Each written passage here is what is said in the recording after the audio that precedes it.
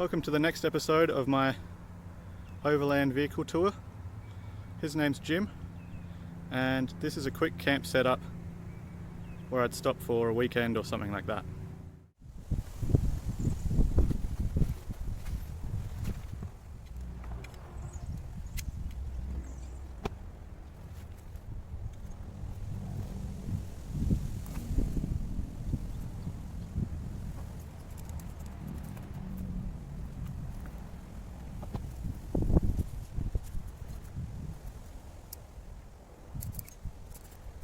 This tarp is attached to the car with rope track, which I've just screwed on to the side of the roof here.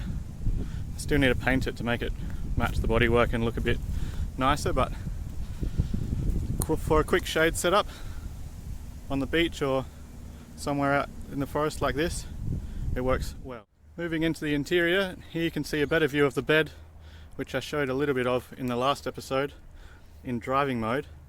But now, obviously, the interior is a lot more empty. I've got plenty of room to sleep 2 people in there. And you also notice the passenger seat is gone. This time I'll go into more detail about the bed platform I've got. I've actually made a plywood platform that replaces the back seats and goes all the way from the back of the front seats all the way to the back of the car, which allows me to add this extra drawer here for storage that goes where the back seat cushion used to be. So I've got a charger and battery for my chainsaw, my Milwaukee electric chainsaw, which can be plugged into my inverter. I've got some recovery gear, some things for changing oil. I've got my jack and my wheel brace in here, a couple of spare parts, a little shovel, just various bits and pieces that I need to access sometimes, but not heaps often. There's also a folding up section here, which allows the front seat to fold completely flat, so I have more headroom in the bed. It's actually flat all the way from the dash to the back of the car, which is enough room that I can stretch my arms above my head and not hit anything. The other side of the bed platform is pretty much the same. I have heaps of room under here, which currently houses my compressor and hoses and whatnot for pumping up my tyres. This is the other end of that drawer. It only slides out the other way, it doesn't slide out this way. And this part also folds up so I can drop the driver's seat down flat if I want to as well. So I'll have heaps of headroom in the bed if I need to. I usually just leave the driver's seat where it is though, and I fold the passenger seat down. Under the rear floor, which I've also replaced the whole floor with this grey checker plate vinyl mat stuff over the top of my plywood sleeping platform. Under my plywood sleeping platform I have my solar controller, my 2001 inverter, a basket of random bits and pieces, and a spare water jug just in case the one that sits on the back isn't enough. I can take that one out and use that as well for extra water. Rounding out the back of the car, I also have this light bar up here which rotates so I can have interior light or light out the back here, or currently it's just facing out the window for if I'm reversing I need to find a camp or something at night time. I've also upgraded the interior lights for camping since my last video. These puddle lights here, when you open the door, I've swapped for an orange LED so they don't attract so many bugs, and they also use a lot less power than the white halogen bulbs that were in there before, so I can leave the doors open all night and not have to worry about battery going flat. I've also replaced the one in the roof with the same. We've got the orange light for my interior light that just comes on when I open the door, and I've got a bright white one for the map light if I need a brighter light on the inside. I've got that on both sides, but I didn't like having the bright white every time I open the door, so I've just put an orange one in the middle. They use a lot less power with being LEDs than what the factory halogens did. I've also mounted both my radios up here since the last video, as you can see, just on a little hook.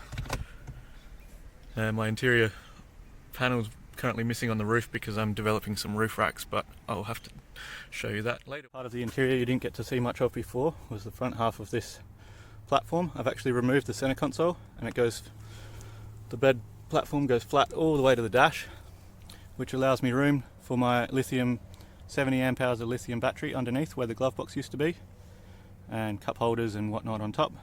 Moving to the passenger side now, and I've added a few features in this top glove box to make things nicer for camping. I've got a switch here which turns on the radio, this 12 volt socket with my phone chargers and my Bluetooth transmitter, and the volt gauge. I can do this anytime I like when the keys aren't in ignition, so I can run just these three things basically indefinitely without having to worry about starting the car or anything like that. I've added these sockets here with these switches to switch off the factory door speaker and switch on this extension cable which runs to my external camping speakers. I can also use these at work while I'm outside and want to listen to music.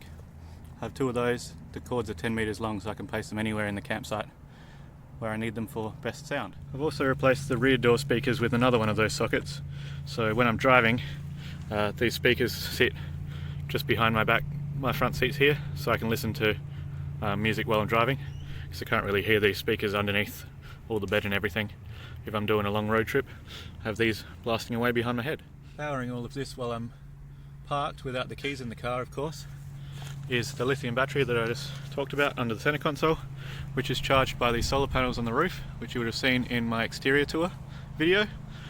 I've also got this plug here so that I can disconnect the ones on the roof if I'm parked in the shade like I currently am, and attach an extension cord to some external panels which I can put out in the sun.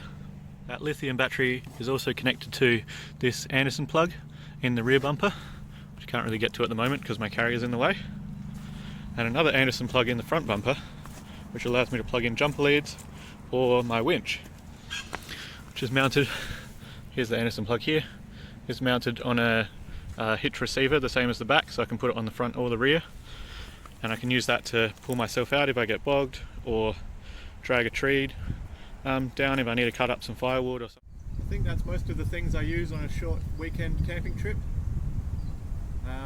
Depends on the location and how long I'm going for and what I'm doing. Sometimes I bring extra lights or extra cooking equipment, or portable fire pit if we're not allowed to have open fires or something like that. But yeah, that's the general quick setup that I can put together in 10 minutes and allows me to camp anywhere I like. Thanks for watching. Don't forget to like and subscribe. I'm going to try and get some more videos up of some travels soon when we get out of lockdown here in Australia.